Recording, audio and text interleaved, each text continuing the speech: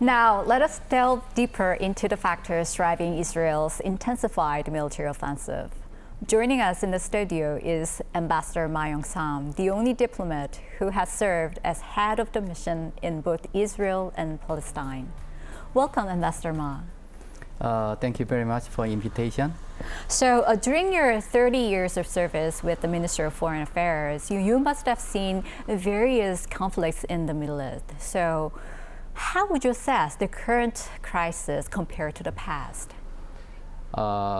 Compared with the past conflict, the level of tension now is very high. The Israel-Hamas war started with Hamas' surprising attack on Israel last year. Since then, this war has resulted in high number of casualties in all the fronts, such as 45,000 deaths and over 100,000 injuries. In addition, more than 100 hostages taken by Hamas have not returned back home yet. And also the front line has been expanded to the north, where Hezbollah is based on. Yes. Nowadays, they are talking about possibility that Israel may strike Iranian nuclear facilities or oil facilities. So I think the tension is very high now. Yes, compared to the past ones. So as you mentioned, at the beginning, the crisis was between Hamas and Israel. But now Israel is expanding the conflict by launching a strike against Hezbollah. So everybody is wondering why this is happening. What is the reason behind this escalation? I think this time Israel wants to make fundamental changes on the security situations surrounding the Israel. At the beginning of the Hamas-Israel war, as you mentioned, Israel said that their goal for fighting is to eliminate Hamas's power in Gaza, and also they want to take back the hostages as soon as possible. And for the past year, Israel forces has substantially weakened the capabilities of Hamas. Now, Israel wants to check the situations in the north, where Hezbollah is still firing missiles and drones to the land of Israel. About 60,000 residents living up there had to flee down to the south. And also, the Houthi rebels of Yemen, they are also sending their fires, missiles and drones, and also they are disturbing the navigation route in the Red Sea. 2 weeks ago, Iran also fired 180 advanced missiles into Israel. Now Israel thinks that this is a time to destroy completely axis of resistance. That's why the level is very high in terms of tension. Yes, you explained that there are multiple fronts in this crisis, but some argue, by the way, probably Prime Minister Netanyahu may have political or personal reasons for doing this. Do you think he has a personal agenda? Many people they argue like this. The Israelis, the political situation is quite complex. Netanyahu this time had a coalition government with far-rightist groups. These parties, once they are in the government,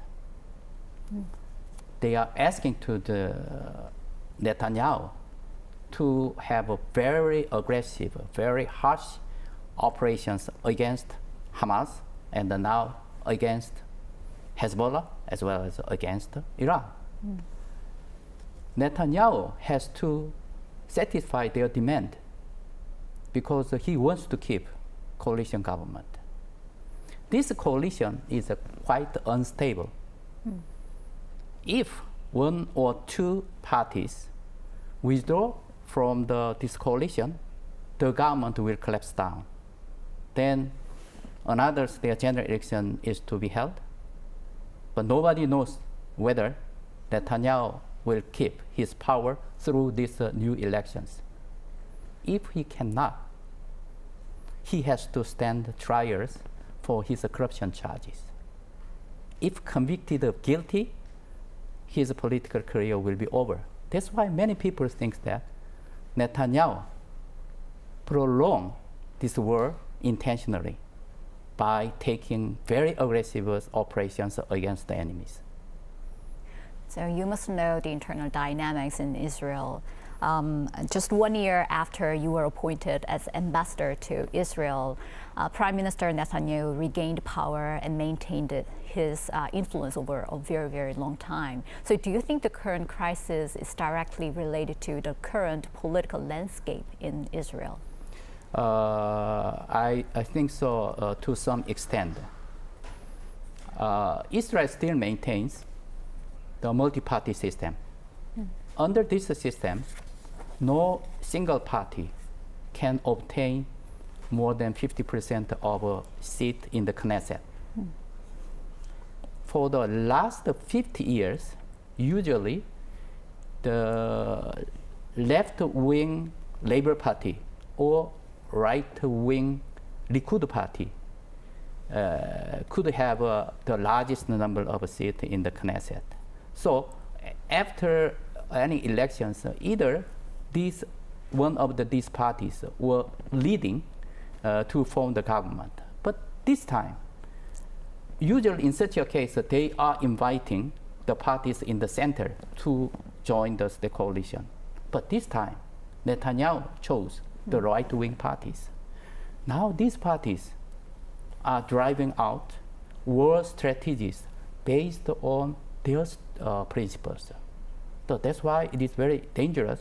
So international community is very alarmed of this new development. Right. You mentioned the political system in Israel, but what about the public opinion? Because you've been there for a long time, so I guess you may be informed of the current situation through various channels. So where does the public opinion in Israel stand right now? The public opinion, that is also very complicated in Israel. There are two groups of people. There are one group, after Israel was shocked by the Hamas surprise attack last year, many people think that this is the right time to make a harsh retaliation against the Hamas. There is a widespread support for the Netanyahu's further operations against the Hezbollah. But on the other hand, there is another group of people who think that already Hamas capability has been very much weakened. So it is the right time to make a deal with Hamas to get all the hostages back home. These groups of people, they are participating in the protest against the government, which were organized by the hostage families. Netanyahu is checking those two streams of public opinions. Up to now, Netanyahu is on the side of the first group. So the society is quite divided on this issue. So the key question here is whether Prime Minister Netanyahu will continue to escalate into something like striking against nuclear facility in Iran. If that happens, we may see an all-out war, right? So do you think Israel is ready for this? The all-out war, this cannot be entirely ruled out. Because now Israel is very strongly motivated to secure their national security this time. They think that this is the right time because Hamas as well as the Hezbollah, they are in trouble now. Therefore, there are very strong voices in Israel that let's strike Iran's nuclear facilities or even the oil facilities.